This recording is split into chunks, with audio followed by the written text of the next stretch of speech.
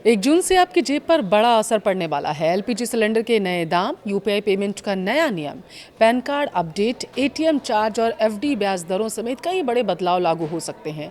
Railway ने भी कई ट्रेनों को रद्द और डाइवर्ट करने का फैसला किया है।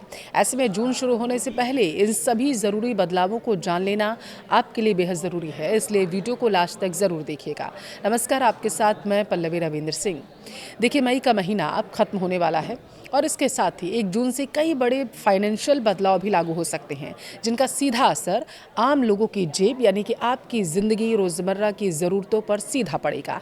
ऐसे में अगर आप पहले से नियमों की जानकारी रखेंगे तो बाद में किसी भी तरीके की परेशानी या अतिरिक्त खर्च आपको नहीं उठाना पड़ेगा। सबसे पहले बात करेंगे यूपीआई से जुड़े नियम में जो बदलने वाला है। क्या होगा वो देखिए। एनपीसीआई ने यूपीआई फ्रॉड कम करने के लिए नया नियम लागू करने का प्लान बनाया।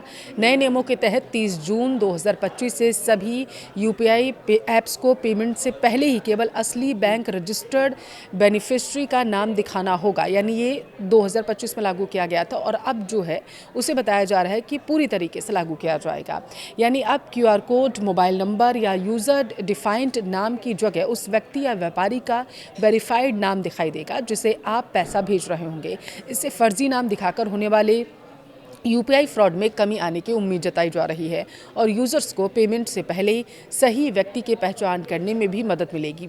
दूसरा बदलाव जो होगा माना जा रहा है एलपीजी के रेट्स में बढ़ोतरी से जुड़ा होगा। देखिए, 1 मई 2026 से कमर्शियल एलपीजी सिलेंडर की कीमतों में बढ़ोतरी को देखा गया था। 19 किलो वाले कमर्शियल सिलेंडर के दाम तकरीबन 993 तक बढ़ गए थे, जिसके बाद दिल्ली में इसकी कीमत 3071 रुपये 50 पैसे और घरेलू की सिलेंडर की अगर बात करें 14 किलोग्राम की, तो इसमें कीमतों में कोई बदलाव नहीं किया गया था। इस बढ़ोतरी का असर होटल, रेस्टोरेंट, छोटे कारोबारियों पर सीधा पड़ा था। अब 1 जून से भी एलपीजी सिलेंडर के नए रेट लागू हो जाएंगे, क्योंकि तेल कंपनियां हर महीने की पहली तारीख को कीमतों की समीक्षा करती हैं। तीसरा बड़ा बदलाव रेलवे रूट से जुड़ा हुआ है। दरअसल जून 2026 में भारतीय रेलवे की ओर से बड़ा रेल ब्लॉक जो है वो किया जा रहा है, जिसके तहत तकरीबन 77 ट्रेनों को रद्द किया जाएगा और कई ट्रेनों के रूट बदले जाएंगे।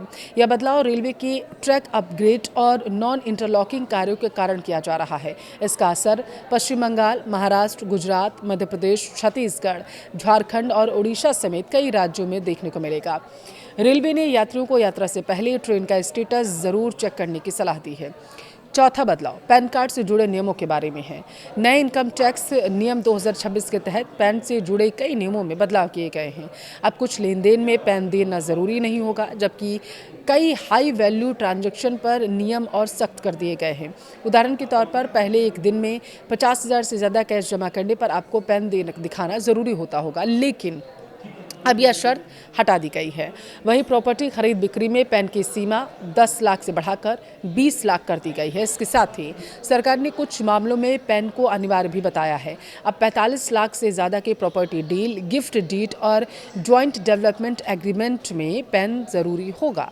साल भर में 10 लाख से ज़्यादा कैश निकासी पर भी पैन रिपोर्टिंग लागू हो जाएगी। इसके अलावा पुराना फॉर्म 60 हटाकर नया फॉर्म 97 लागू किया गया है, जिसका इस्तेमाल पैन ना होने की स्थिति में किया जाएगा।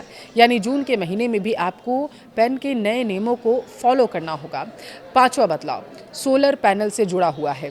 1 जून 2026 से सोलर पैनल से जुड़े नए ALMM नियम लागू होने जा रहे हैं। इसके तहत सरकारी योजनाओं, नेट मीटरिंग और कई सब्सिडी वाले प्रोजेक्ट्स में अब उन्हीं सोलर मॉड्यूल और सेल का इस्तेमाल किया जा रहा है जो ALMM लिस्ट 1 और लिस्ट 2 में शामिल होंगे। सरकार ने साफ किया है कि 1 जून के बाद ALMM लिस्ट 2 नियमों में कोई एक्सटेंशन नहीं होगा। हालांकि कुछ प्रोडक्ट्स को केस बाय केस राहत जरूर दी जाएगी। छठा बदलाव एटीएम कैश विड्रॉल चार्ज में बढ़त को लेकर है। देखिए, कई बैंकों ने पिछले महीने एटीएम और बैंकिंग नियमों में बदलाव किया और अब 1 जून से भी कुछ bank ATM transaction fees, free transaction limit और कैश निकासी नियमों में बदलाव कर सकते हैं। अप्रैल 2026 से एचडीएफसी बैंक ने यूपीआई एटीएम कैश निकासी को फ्री एटीएम लिमिट में शामिल कर दिया है, जबकि पंजाब नेशनल बैंक ने कुछ डेबिट कार्ड्स पर डेली कैश विड्रॉल लिमिट घटा दी है।